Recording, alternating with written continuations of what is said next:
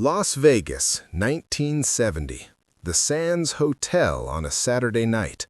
Frank Sinatra is on stage, performing 2 shows, and both are completely sold out weeks in advance.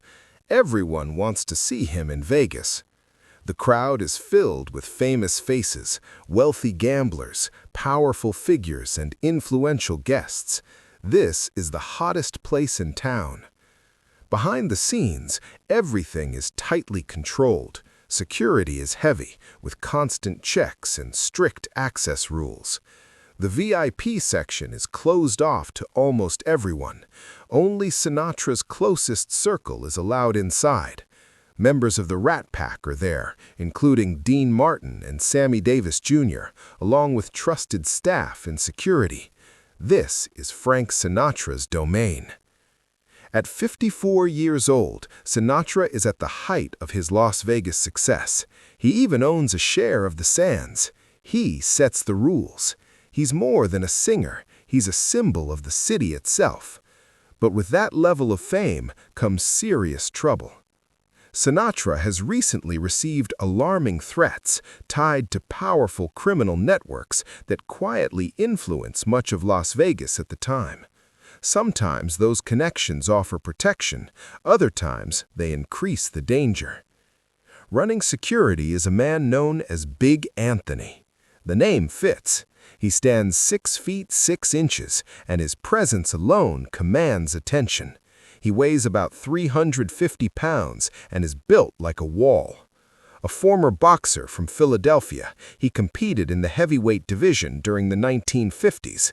He never reached the top title, but he earned solid respect in the sport. After leaving boxing, he moved into professional security work, first in Atlantic City and later in Las Vegas. He has been working at the Sands for 8 years. Anthony oversees everything. Difficult guests, out-of-control gamblers, and tense disputes. Nothing surprises him anymore. His approach is simple. Presence matters. His size alone makes most people pause and reconsider. If they don't, he knows how to take control. That's how he sees his job. 350 pounds of confidence and authority. Around this time, someone from Hollywood mentions Bruce Lee to Sinatra. They explain that Bruce is a martial artist with deep knowledge of personal protection and real-world self-defense.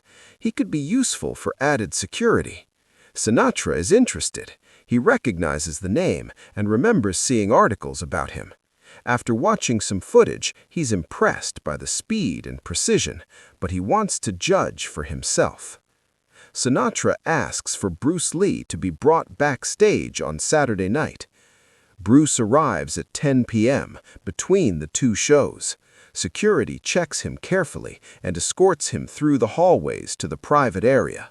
Sinatra is already there, unwinding, enjoying a drink and talking with friends. Dean Martin is present, relaxed and playful as always. Sammy Davis Jr. is full of energy, keeping the mood lively. Big Anthony stands quietly near the wall, watching everything. He's professional, focused, and constantly alert. When Bruce enters the room, Anthony studies him right away. He has 3 decades of experience in security, and his judgment is quick. What he sees doesn't impress him.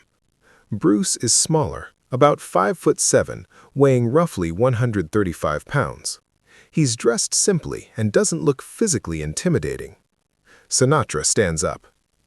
"Mr. Lee, I'm Frank Sinatra. Thank you for coming." They shake hands. Sinatra gestures toward the others. "Dean Martin, Sammy Davis Jr.?" Bruce nods politely. "Gentlemen, it's an honor." Dean casually lifts his glass in greeting. Sammy is more lively, clearly curious. "So, you're the martial arts guy. I've heard a lot about you." Sinatra gets straight to the point. "Bruce, I'll be honest. I've been dealing with some serious concerns lately. I already have strong security, but I'm always open to improving things. I was told you specialize in personal protection, real-world situations, not just performance. Is that true?" Bruce nods calmly. "Yes, Mr. Sinatra. What I teach is practical. It's meant for real situations and real risks. Sinatra turns toward Anthony. Anthony, what's your take? Anthony doesn't hesitate. He has strong views. With respect, Mr. Sinatra, I believe physical presence is critical. Security works best when people see strength immediately. I'm a big man. People notice that, and it stops trouble before it starts. Mr. Lee here, he's much smaller. Serious situations require serious size. You need to be able to physically control what's happening. The room grows quiet. Dean leans back, watching closely. Sammy stops talking, clearly interested. Sinatra looks at Bruce. What do you say to that? Bruce remains calm and composed. Size can help, he says evenly, but it's only one part of the equation. Skill matters, Bruce says calmly. Speed matters too. Understanding how the body moves, how balance works, and how leverage can be used. With the right knowledge, a smaller person can manage someone much larger. Anthony smiles, clearly confident. I respect that, Mr. Lee, he says, but I've been in this line of work for over 20 years. Numbers matter. Body weight matters. You're around 135 pounds. I'm about 350. That's a huge difference. If I get my hands on you, strength usually decides the outcome. That's just reality. Sinatra watches closely. He's interested but practical. He appreciates talent, yet he wants proof of what truly works in real situations. Anthony, Sinatra says, would you be willing to test Bruce's abilities? Nothing rough, just a demonstration. Anthony hesitates. Mr. Sinatra, I don't want to cause any harm. The size difference is significant. Sinatra waves the concern aside. Just play along. Let's see what he means. He turns to Bruce. Are you comfortable with this? Bruce nods without hesitation. I'm fine with it. Dean Martin laughs and speaks up. Frank, this I have to watch. Sammy grins. This is already better than the show. Sinatra points toward an open area in the room. Over there. Let's see. Now everyone's attention is focused. Sinatra, Dean, Sammy, 3 members of the security team, Sinatra's assistant, and Anthony himself. Anthony removes his jacket, revealing the gear underneath, and hands it to his staff. He rolls his shoulders, preparing calmly. The room goes quiet. Anthony rolls his shoulders, an old habit from his boxing days. The contrast between the two men is impossible to ignore. Anthony stands there, 6'6", weighing 350 pounds, while Bruce faces him at 5'7" and about 135 pounds. The difference looks almost unreal, like the outcome is already decided. Dean leans towards Sammy and whispers, "This should be interesting." Sammy nods, eyes locked on the scene. I hope Bruce knows what he's doing. Anthony doesn't take a traditional stance. He doesn't need to. He simply looks ready. You good? He asks. Bruce nods calmly. Ready. What happens next is quick. Anthony moves first, with surprising speed for someone his size.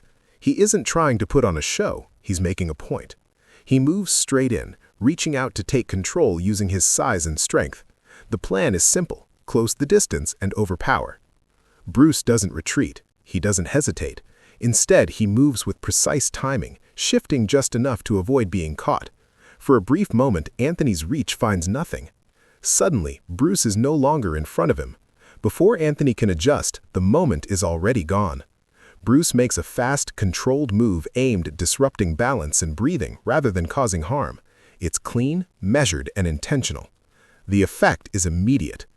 Anthony freezes, instinctively bringing his hands to his chest as his breathing falters. Confusion flashes across his face, followed by shock. His legs weaken and his massive frame lowers, not crashing but sinking, first to one knee, then both. The room is silent. In just a few seconds, the demonstration is over, not because of strength, but because control was lost at a critical moment. The backstage area goes completely quiet. 8 people stand frozen. Dean Martin's drink stops halfway to his lips. Sammy stares, mouth open. The security staff looks stunned. Sinatra hasn't moved at all, but his eyes are sharp, focused, studying everything. After several long seconds, Anthony's breathing slowly returns. His chest rises unevenly as air finally comes back. He takes one breath, then another. His face is flushed, from effort, from surprise, and from the sudden realization of what just happened. Bruce calmly steps forward and offers his hand. Anthony accepts it. With Bruce's help, he gets back on his feet. He's still breathing hard, struggling to speak at first. Sinatra walks closer. "Anthony, you all right?" Anthony nods, then finally finds his voice. "I am now. He disrupted my breathing before I could react. I couldn't defend myself." He looks directly at Bruce, then back at Sinatra. "He's the real deal. Those skills work." Sinatra turns to Bruce, clearly impressed.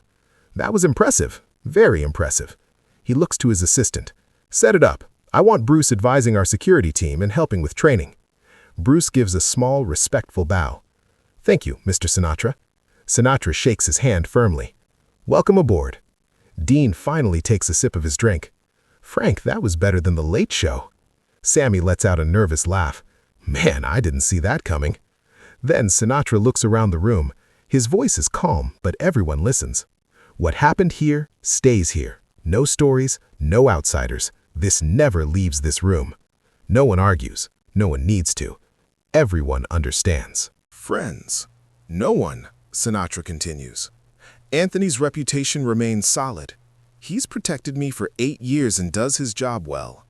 What happened here was private, nothing more." Everyone nods. No explanations are needed. This is Frank Sinatra in Las Vegas. When he says something stays private, it stays private. Dean Martin and Sammy Davis Jr. understand that rule well. They've lived by it their entire careers. The security team knows their work depends on discretion, and Bruce understands it too. He has no interest in attention, no desire to embarrass anyone. Sinatra goes on to perform his midnight show. It's a classic performance, one for the books. But backstage, 8 people now share a moment that will never be spoken of again. Afterward, there are discussions, consulting ideas, possible training plans, but they never fully come together. Bruce's career moves fast. Hollywood calls, international films follow. Timing gets in the way, and the idea quietly fades. What doesn't fade is the silence. Dean Martin never mentions it, not in interviews, not in books. He takes the story with him when he passes in 1995. Sammy Davis Jr. never speaks of it either before his death in 1990. Big Anthony continues working in security, retires in 1978, and remains silent until the end of his life in 2003. The other witnesses, staff, assistants, some pass on, some remain alive, but none break the code. Frank Sinatra himself never talks about it. He carries it with him until his death in 1998. So what really happened in those few seconds? Bruce Lee showed Frank Sinatra and the people closest to him that physical size alone does not define capability, that understanding timing, control, and human movement can outweigh raw strength, that knowing where balance fails matters more than how large someone appears. It wasn't about humiliation. It wasn't about dominance. It was about truth, tested quietly and handled professionally. 8 witnesses, more than 5 decades of silence. That's the Rat Pack Code. That's Las Vegas. What happens backstage at a Sinatra show stays backstage. Forever. Weaknesses, speed, and precision made all the difference. The 215-pound advantage vanished in seconds. Sinatra watched everything. A 350-pound former boxer move against a 135-pound martial artist. He saw the smaller man dismantle the attack in just 11 seconds. He witnessed what looked impossible. Impressed, Sinatra hired Bruce immediately. The story is simple, direct, and powerful. Backstage at the Sands, a massive bodyguard tested Bruce Lee. Frank Sinatra and the Rat Pack watched. 11 seconds later, the bodyguard was humbled.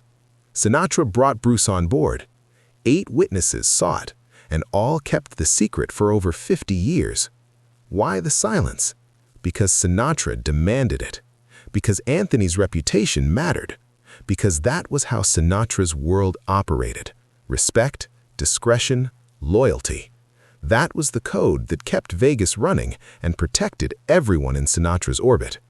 The story ends in silence. No interviews, no books, no public recounting. Just 8 people who saw something extraordinary. 135 pounds defeat 350 in 11 seconds, and honored Sinatra's trust by never speaking of it. That is power. That is respect. That is the Rat Pack way.